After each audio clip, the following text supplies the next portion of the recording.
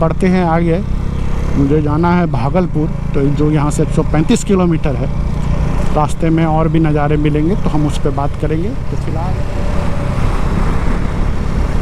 तो पिछले ब्लॉग में आपने देखा मैंने मोकामा टाल के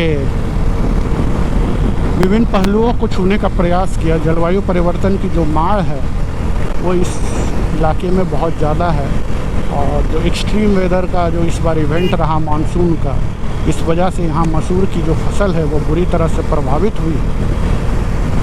अब इसी में हम आगे बढ़ रहे हैं बेगूसराय, बरौनी, मोकामा, सिमरिया पुल की तरफ। और ये जो चुनौती है ना, ये आज के समय में बढ़ती जा रही है। हर शहर के बाहर कचड़ों का अंबार, ये गलत है। कोई अपने दरवाजे पे या अपने शहर के शुरुआत पे कचड़ा थोड़ी फेंकता है। लेकिन पता नहीं विभिन्न नगर निगम, नगर परिषदों को ये क्या हो गया है कि जो भी कचड़ा है उसको लैंडफिल साइड बना के शहर के बाहर में एकदम फैला देते हैं और स्वागत करते हैं बदबू से। कम ऑन, ये नहीं करना था। हम अपने शहर की हवा ख़राब कर रहे हैं।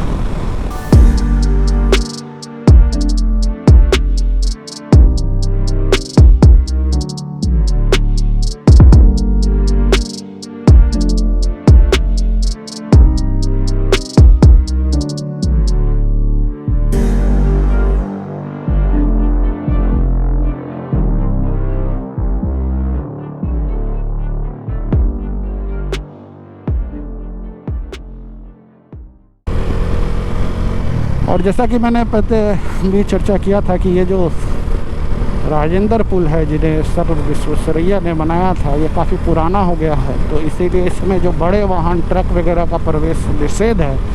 इसीलिए यहाँ पे एक हाइट का बैरियर लगा हुआ है कि उससे छोटे वाहन ही या उससे नीचे से गुजरने वाले ही वाहन अलाउड हैं। और इसीलिए जो भी बसेस हैं वो हाजीपुर होते हुए समस्तीपुर और उधर मुजफ्फरपुर या बरौनी होकर निकलती, तो इधर से अगर आप जाएंगे तो ये आपको मुंगेर का रास्ता मिलेगा। और ये है राजेंद्र पुल का रास्ता। यहाँ जो सिमरिया घाट है वो बहुत बड़ा धार्मिक स्थान भी है इन इलाकों का, काफ़ी महत्वपूर्ण है इन इलाकों में उसका धार्मिक महत्व। मुक्तिधाम भी है और बोर्ड पे लिखा था कि 16 टन, अब तो वो भी वर्जित हैं। तो हम पहुंच रहे हैं सिमरिया पुल। 1950 के दशक में बना हुआ यह पुल भारतीय इंजीनियरिंग का अद्भुत नमूना है, क्योंकि ऊपर उसके ट्रैफिक गुजरता है रोड का और नीचे रेलवे का पुल है। तो ये रेलवे रोड का के साथ बना हुआ यह पुल है। और इस पुल की बहुत ही विशेषता रही है, क्योंकि इसके वजह से गंगा उस पार और इस पार की कनेक्टिविटी हो गई। और इसी वजह से इन इलाकों को, अन्यथा या तो आप नदी से नाव पर जाएं या फिर पूरा घूम कर जाएं, तो ये पुल बहुत ही लाइफलाइन का काम करता है। और चूँकि बड़े वाहनों का इसमें चलना बंद हो गया है, तो आप देख सकते हैं कि उस तरफ समानांतर पुल का काम चल रहा है। एक पैरेलली पुल उधर बनने के प्रयास जारी है और आने वाले कुछ वर्षों में शायद यह पुल बन भी जाएगा।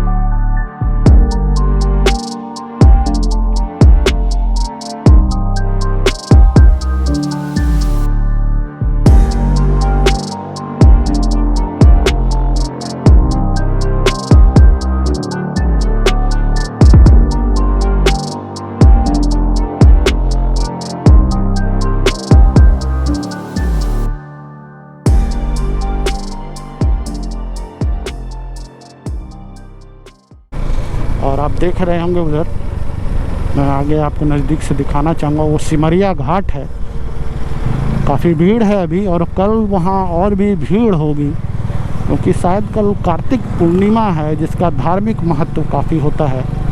और इस दिन लोग गंगा स्नान करने आते हैं, तो उसकी भी तैयारी लगता की गई है प्रशासन के द्वारा।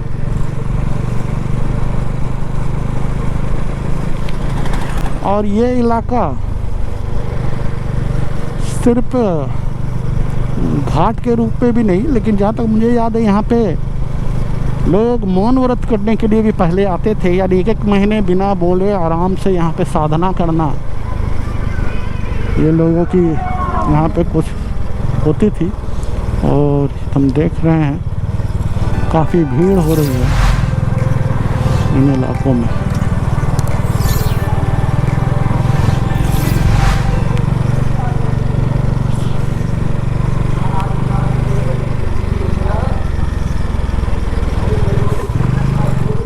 कि अलाउ नहीं है रोड पे, पुल पर बाइक रोकना या वाहन रोकना ज़्यादा देर के लिए, इसलिए मैंने ज़्यादा देर के लिए बाइक रोकी नहीं है। और ये नीचे जो उस तरफ रह गया वो हथीदा स्टेशन है। और ये जो इलाका है ये बहुत ही महत्वपूर्ण है हिंदी साहित्य के भी दृष्टिकोण से। और यहाँ के नज़ारे आप देखेंगे तो शायद गंगा नदी के किनारे कोई भी कवि अपनी काव्य रचना बहुत बेहतरीन ढंग से कर सकता है।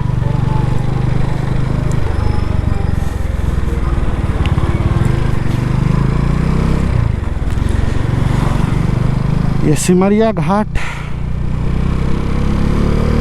हमारे हिंदी साहित्य के महान कवि से जुड़ा है, और उनके नाम पर यहाँ पे हॉल्ट का नाम भी रखा गया है। तो आप अंदाज़ा लगाएं कि इस जगह का नाम क्या है, थोड़ा सोचें, क्योंकि मुझे तो मालूम है कि ये हॉल्ट किस नाम से जाना जाता है।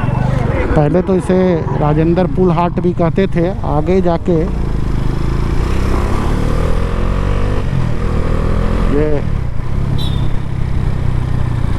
दिनकर जी के नाम पे रहता है। और ये जा रही है train Guwahati Lokmanya Tilak north east से, और ये मेन लाइन है।